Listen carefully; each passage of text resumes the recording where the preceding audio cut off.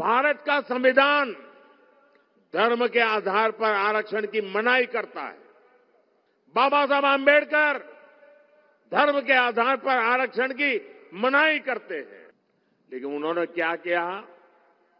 कर्नाटका में ओबीसी को जो आरक्षण मिला हुआ है 27%, उन्होंने रातों रात सभी मुसलमानों को ओबीसी घोषित कर दिया।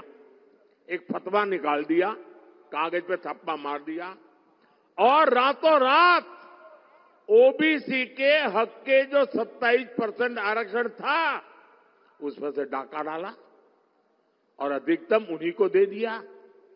अब कांग्रेस संविधान बदलकर यही फॉर्मूला पूरे देश में लागू करना चाहती है, लेकिन कांग्रेस और इंडिया गाड़ी वाले कान खोल करके सुन लीजिए, जब तक मोदी जिंदा है, जब तक जनता जनार्दन का मुझ पर आशीर्वाद है, धर्म के नाम पर आरक्षण लाने की आपकी कोशिश, संविधान को बदलने की आपकी कोशिश मेरे जिंदा रहते आप नहीं कर पाओगे, लिख के रखना।